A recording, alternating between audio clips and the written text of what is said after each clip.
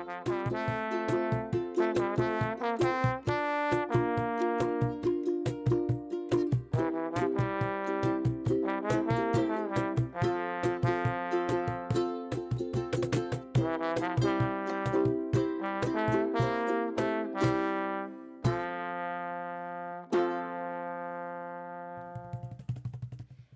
we are live. Good afternoon, everyone. Welcome to A Bookish Moment. I'm Sarah Burr.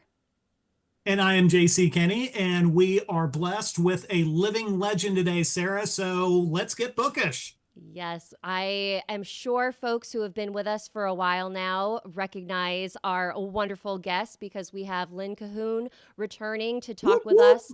It is always so thrilling to have Lynn on the show. I remember the very first time that she reached out about coming on, and I literally texted JC, is this really Lynn Cahoon asking to come on our show? So like, Lynn, We hit the big time. We hit the big time. I think I have that exchange still saved. Lynn, we love having you here. I have you both fooled. No. You are a treasure. We're so excited to chat about Meg's latest mystery on Bainbridge Island, which is called Confessions of an Amateur Sleuth. The cover is absolutely gorgeous. It is out now, folks. You can get it on ebook, hardcover, and audiobook. And we're thrilled to have Lynn here today to celebrate its release out into the world. Lynn, welcome back. Thank you for hanging out with us today. Well, thank you for having me. I always enjoy these conversations, and we have a lot of fun. And that doesn't happen all the time with book industries. So thank you for having this such a nice webinar. That's not what it's called, podcast, something. Whatever it is called. It's a conversation. Doing it. Yeah, it's a conversation. Yes. Yeah, conversation between friends. Conversation. Yeah. And it is going to be a fabulous one because we are all here to have some happiness on our timeline, to lighten things up and to have some fun. We have got a bunch of people in our chat chiming in. I want to make sure that I say hello to them before we get started. We've got Regina the Southernista saying good afternoon, everyone. We have Alma Collins saying hi, JC, Lynn, and Sarah from Arkansas. We have Farmhouse Reader said, I said to myself, I know her. Hi, everyone. So definitely got familiar faces with us. Susan Worrell saying hi, friends, and DHBA saying happy Tuesday. And I wanted to let you guys know that, so JC and I are both members of the Cozy Mystery Crew Facebook group. And I had asked folks in the group today if they had questions for Lynn. So I do have some reader-based questions. So for our friends that are joining us live and watching from home, if you guys have questions for Lynn, please make sure to put them in the chat. We would love to have you in this conversation with us. So if you have anything, just feel free to pop it in. Make sure you're logged into your Google or YouTube account and so you can have your voices heard. But without further ado, Lynn, any chance that you can just kind of catch us up on what you've been up to in the writing world since you were last here? I believe you were here in June, just celebrating the release of an amateur sleuth's guide to murder. What's been going on for you? Catch us up. Oh, it's been really busy. We had some personal things happen. My husband's mother passed away, so we spent some time in Illinois getting everything settled for that. And then we added a new baby to our group. So we have a now 11-month-old Keyshawn, who is a horror. You know how you have the third child and they're the wild child, and they, And my husband keeps saying, "Did the other ones do this?" And they're 7, because they're twins. They're siblings. And Ozzy's just Ozzy. One, I blame my husband because I wanted to name him Levi.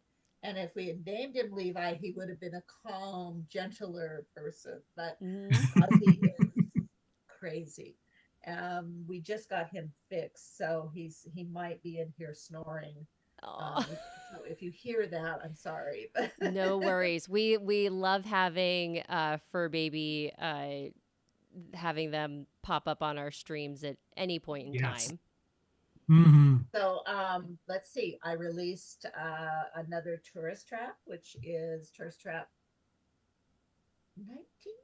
19, 18, because I'm working on 20 and 19's in the mix. It's always hard to keep a track of them when we're running around. And it was a Christmas one, Merry Murder Season. Ooh. So that was fun to do murder at Christmas. And I released another Survivors Book Club series, which was Sleuthing with the Stars, which was kind of it was a film festival comes to Sedona. Ooh. And then I just finished the next Survivor's book, writing it, and it is set in Sedona, a little south. There's a little haunted house that's a Mm. mixture of Biltmore and this actually listed haunted mansion in Arkansas, and it's just really fun and really scary, but ghosts aren't real anyway. Um, I am working on a new series. Speaking of ghosts and witches and Oh, wow. things that go bump in the night, um, a it's a cozy tourist town that's a lot like Salem, where they celebrate the idea of the witch. Mm-hmm. So that these are more mountain witches because it's set in North Carolina, and so the town has embraced the mayor and everybody has embraced the idea of having witches in the area, and so Oh. all of the little stores are named little witchy things like the bookstores, books and grimoires, and so it's just really fun, and it's gonna Yeah. be a lot like the Kitchen Witch series, but set Mm-hmm. in instead of the witch coven being hidden, it's gonna be out in the open. So that'll be fun. Oh, that's so cool. And I love that's witch themed yeah. towns. There's something like Salem is like the coolest, one of the coolest towns that I've been to in America. And Oh, it is. It it's is. got It's like totally such a cool cool. vibe. Well, and when I was a kid, you know how Scholastic used to come and you'd get Mm-hmm. the little flyers. Yeah. Well, there was a book that was set in Florida that was set in a town that had all it had was fortune tellers. And it's still there. And I don't remember what the actual name of the town was, but I remember how cool it was. And there was a mini mystery. I don't think it was a murder because it was a really middle grade book. But I remember them talking about key lime pie a lot. So Mm. I think that's where it must have been where I got my ideas for all of the cozies and the food because of that key lime pie. So Hey, divine inspiration there. that's And right. I tell you what, speaking of divine, your stories are divine, of course. We kind of want to send a quick shout out before we get to the questions that folks have submitted. Our favorite amateur sleuth struggling author, Meg Gates. She is kind of up to her neck in it again with Confessions of an Amateur Sleuth. Can you kind of bring us up to speed on Meg and what she's gotten herself into this time around? Sure. Meg is very much involved in the writing of the amateur sleuth, how to be an amateur sleuth book, the dummies book. But she's feeling like all of us do that imposter syndrome, and she doesn't think she knows what she's doing. So Lily Astor, who's the writer she works for, the author she works for, suggested that she, join a writers group. So she does. And most of the people there are writing fiction, which is not what she writes. So she's still feeling a little out of place. But there's one person who's a food critic. And so she thinks she latches on to him, as we all do, and thinks that, okay, maybe this guy can help me understand if I'm doing it right, because we always worry that we're doing things right. So when he invites her to go on a food critic undercover with him the next day, she says yes, because she thinks that, oh, he'll give me all these tips and tricks on how to be a nonfiction writer. Well, it's a disaster. it's just a total disaster. And I'll let you read the book to find out how horrible it was. But finally, Meg gets up and says, "I'm done. I can't sit here and watch you do this because they've been moved 3 times because it's too cold. It's too hot. The plates are too cold. The plates are too warm. I need this taken back. It looks funny." So she gets up and leaves, makes a little bit of a scene, a Meg scene, and goes home. Um, a few days later, he winds up dead in the parking lot of the ferry. So her uncle, who's also the police chief, has to come to her and say, one, are you dating someone besides Dalton, who is the guy he likes, that she should be dating, that he thinks she should be dating? And she says, no, it wasn't a date. What? Don't worry about it. It was just a writer thing. And then two, did you kill him? So now Meg has another thing that she has to deal with. So she's writing this book. She's doing the bookstore still and figuring out that mom maybe is dropping some balls and disappearing. So she's got to figure out what's happening with mom too. And it's just a day in the life of Bainbridge. She has got a lot going on. And gosh, I felt for her having to sit and endure kind of the torture of that dinner that Lee puts her through. I felt so much for her. Like that scene, yeah. You showcased his crabbiness, for lack of a better word, or maybe for lack of a like PG word. Yeah. You feel how uncomfortable Meg is and how like that unpleasant. And, it really sets the scene for this next investigation that Meg gets into. And before we kind of dive into the mystery aspect of this, Lynn, you had mentioned that Meg met this food critic through a writing group. And that is the perfect segue for one of the reader questions that we had. This one was from Mizan Ford. And Mizan has been hearing about writer groups and critique groups from like a lot of different authors. And so she was wondering if you have ever been a part of a writing or a critique group and how you like found those people. And then we can talk about how Meg found her writing group too. Yes, I have. In fact, I was doing classes at Boise State, go Broncos, just one at a time here and there, and trying to figure out how to be a writer like Meg is. But then I put that away, and classes are expensive, especially at the master's level. So I put that away for a long time. When I moved to St. Louis from Idaho, I met someone who was also writing, and she suggested that I start attending the RWA groups, which is Romance Writers of America. And this was back in 2005 when that organization was huge. Mm-hmm. And we had 30, 40 people, and I went in. After driving for an hour to get there, because I lived in a little town outside St. Louis, and convincing myself that it was a good idea to get out of the car at that time and not just drive home, I kind of found my peeps, and we talked a lot about the different publishers out there and what to expect and how to query, and the grand dams of the group would take us in and help us learn to pitch, and because we go to national conventions and pitch, or regionals and pitch to agents and editors, and they just immersed you in the business of writing. Mm-hmm. That organization is not as strong as it used to be. I don't have any information of it right now, of what it imploded for a little bit. Mm-hmm. It's trying to rebuild itself. So I would say take a chance. Currently, I'm part of the Sisters in Crime group, and we have a mm-hmm. small local one that we have romance writers because we don't have an RWA group in the little area that I live in.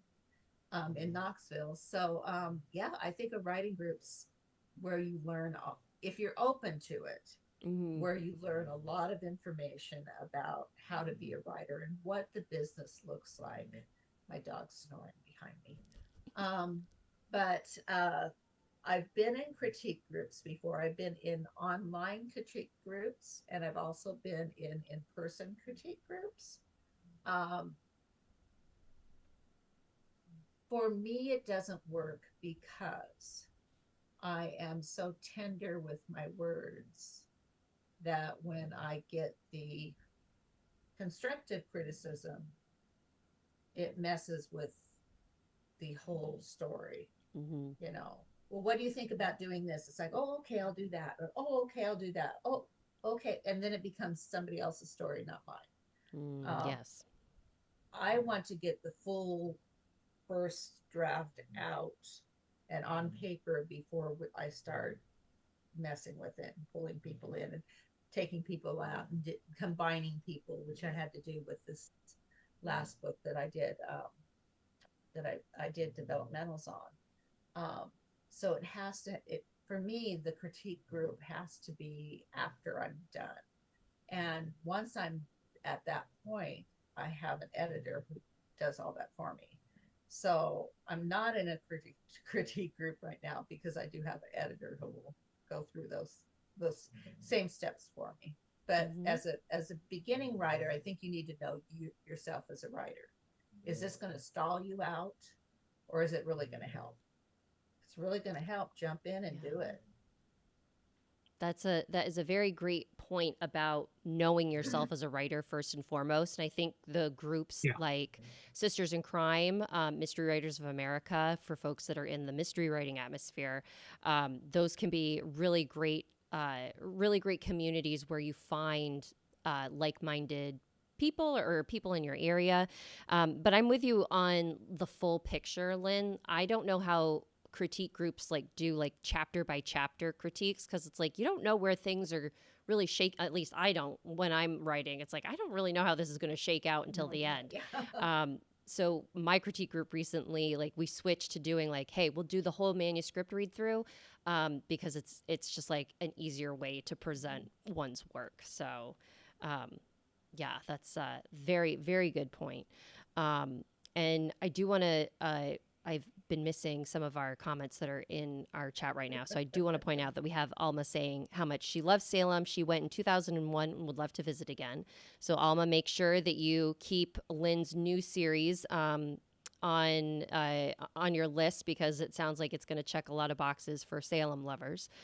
We have Regina saying that she has the second book for Meg, and so Confessions of an Amateur Sleuth, gorgeous cover, on her TBR.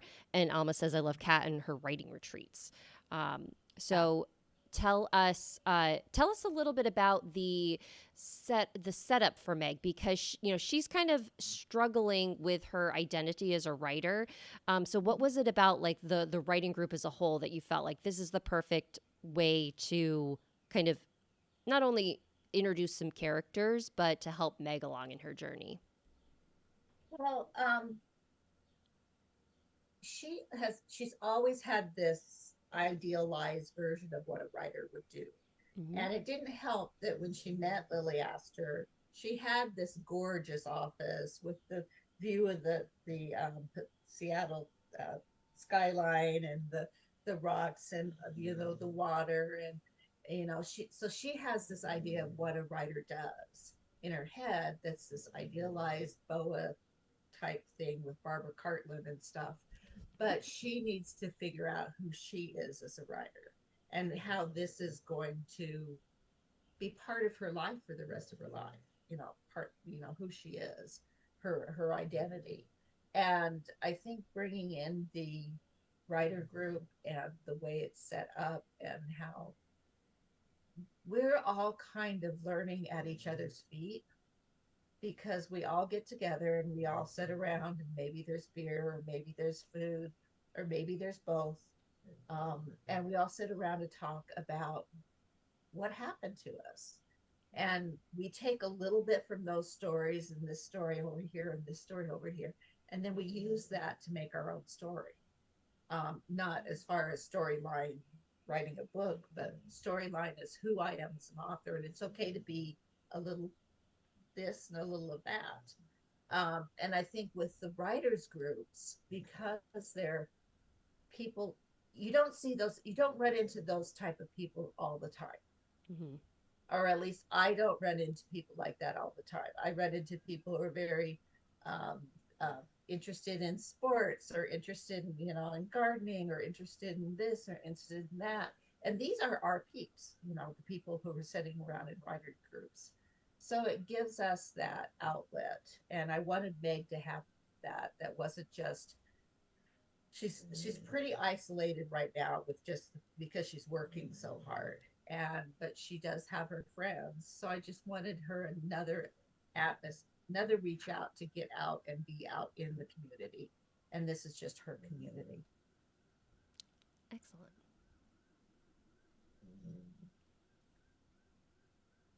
Jim, did we lose you? Yeah, for just a second. I think I'm back though. Am I? You are. Yes. I All hope. right, good. Okay. It was like a flash of white, and then it was like, is Yeah, it Jim was still like, here? yeah, that was kind of weird. Fortunately for me though, I did not lose any of the audio. And, that's kind of one of the things, Lynn, that I just want to ask is, I mean, you've been doing this a long time, and you are so successful. And, you, at the same time, you have time for folks like us and other folks who are maybe beginning their journeys. So kind of what do you say, kind of from someone who's been there, not so much just in the writing group, but you've been through the trenches, you've been through the wars. What do you say to folks who are thinking, especially in today's environment where we've got so many crazy things going on in the world? What do you say to someone who says, I've got an idea for this story I'd like to write. What do I do? You sit down and write it. I think the important part for people to understand is it doesn't matter what's going on out in the world, because you have a story that you need to be telling people, and your first audience is you. For Stephen King, he says his first audience is his wife, but my husband doesn't read those type of things. So for me, it's my first audience is me, and I'm telling me the story. I started um, this whole crazy life doing with an what we call an first. It wasn't it was still lyrical at the time, and it was at a point where they were saying, "Oh, this ebook thing will never work. It'll never come to fruition." And the people who are doing ebooks were trying to format them in some crazy language that I don't understand at all. And now it's so much easier. Um, but if I had said, "Oh, I can't do that. I can't," they're not buying cozy mysteries right now, or they're not buying romance, or I don't write romance the way I should be writing it, then I would still be not doing it. I'd be reading and thinking that I should write a book. Um, so I think it's really important, if this is something that you want to do, not even for a career. If you just have a book in you and you want to make sure that you get it out there, you should write it. I mean, the the one thing, I was in books. I was in many bookstores this last 2 weeks, and the one thing I kept seeing was Dungeon Crawler Carl, and Yes. it's a book that I never thought I would see. And it's as popular as Harry Potter was with that group. I'd have people who had it in their hands, and somebody else would come up, "Oh, what book are you in?" And have, all of this. And it's a dystopian. And he has a talking cat, and, he's playing a game, you know. And if you had told me 5 years ago that this, or 10 years ago, that this would be the book that's, taking over the internet, I wouldn't have believed you.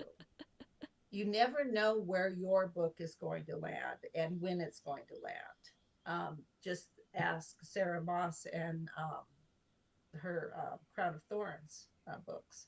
I Yeah. think it's called something else, but those books were written in 2015, and they became popular 2 years ago, 3 years ago, where they Hmm. just exploded. And I'm not just saying popular, but exploded. Um, so you never know, and you never know who your book is going to talk to. So if you want to write it, you just have to be persistent and keep going. Wise words. And Yes. I think a lot of people are like, well, the problem, like, or the hard part is sitting down and writing it. But I think, you know, one thing that I have come across is that it's hard to stay focused on one particular activity for too long. It feels like I think our brains have been rewired for like short attention span bursts, because of social media and, like, the 20-second videos we always see.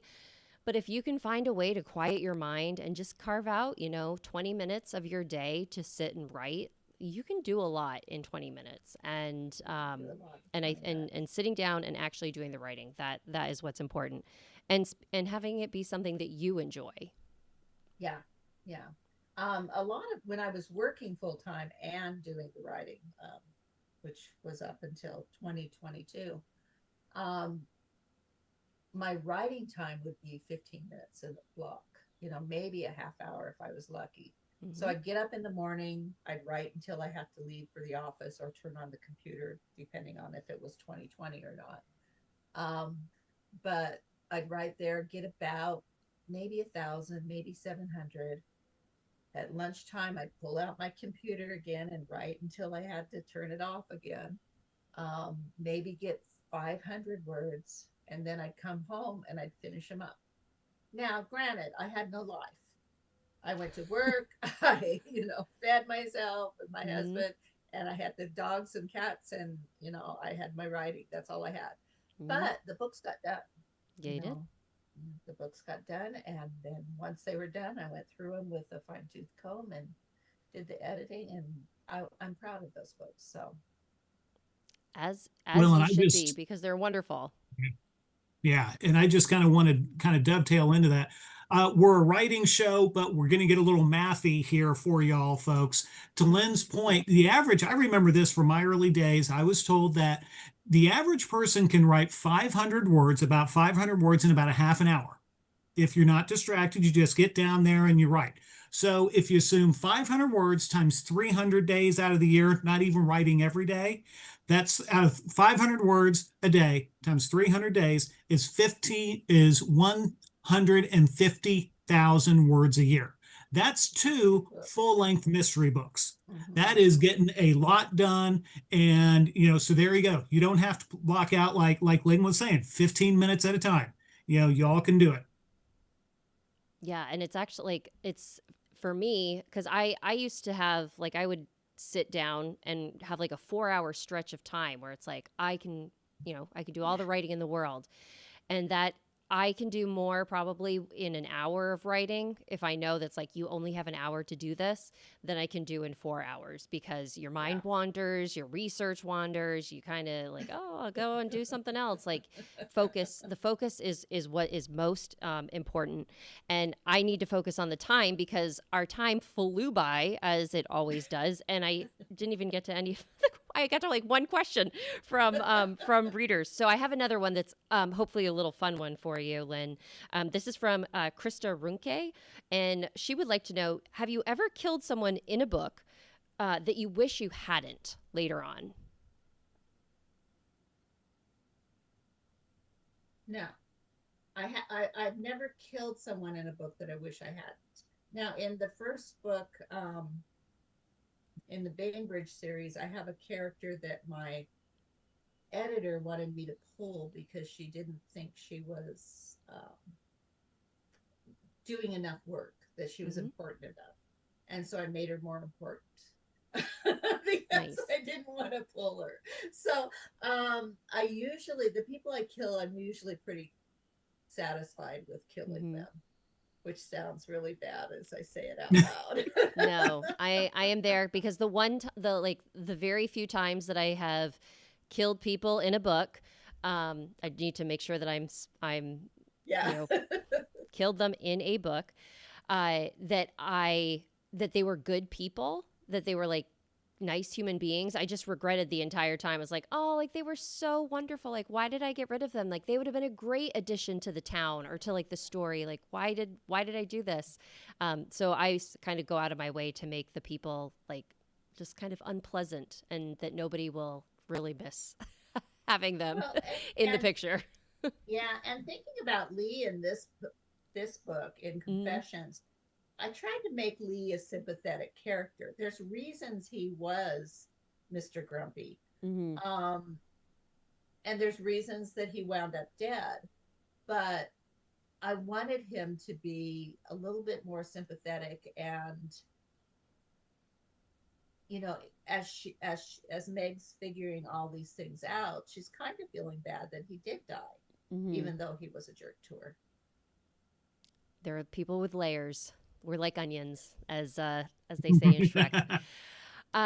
Lynn, this was absolutely fabulous. Time flew by with us being together. So, as we like to wrap up our shows, is there anything that you have read lately, listened to lately, watched lately that has brought you joy and entertainment that we should be adding to our to-do lists?